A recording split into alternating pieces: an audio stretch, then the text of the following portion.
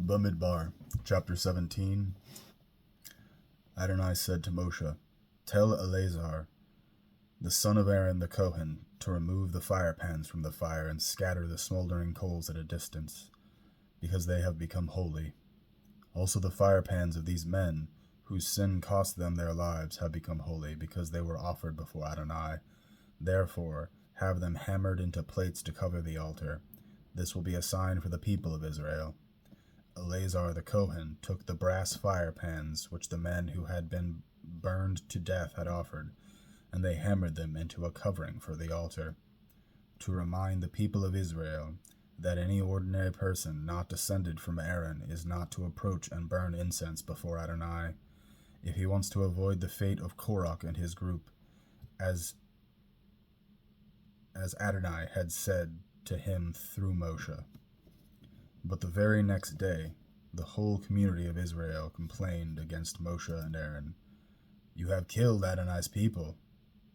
However, as the community was assembled against Moshe and Aaron, they looked in the direction of the tent of meeting and saw the cloud cover it, and the glory of Adonai appear. Moshe and Aaron came to the front of the tent of meeting. Adonai said to Moshe, "Get away from this assembly, and I will destroy them at once." But they fell on their faces. Moshe said to Aaron, "Take your fire pan, put fire from the altar in it, lay incense on it, and hurry with it to the assembly to make atonement for them, because anger has gone out from Adonai, and the plague has already begun." Aaron took it, as Moshe had said, and ran into the middle of the assembly. There the plague had already begun among the people, but he added the incense and made atonement for the people. He stood between the dead and the living, and the plague was stopped. Those dying from the plague numbered 14,700.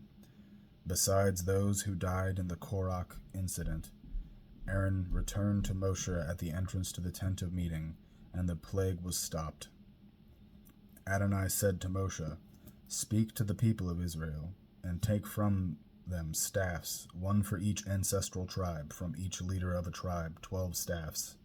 Write each man's name on his staff, and write Aaron's name on the staff of Levi, for each tribe's leader is to have one staff.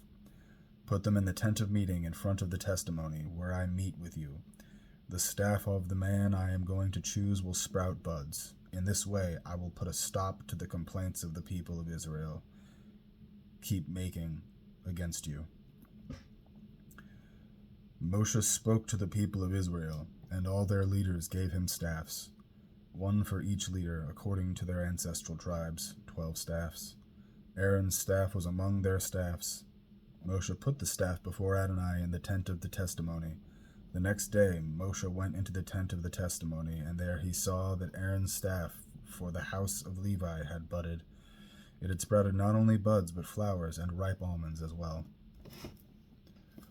Moshe brought out all the staffs from before Adonai to all the people of Israel, and they looked, and each man took back his staff. Adonai said to Moshe, "Return Aaron's staff to its place in front of the testimony.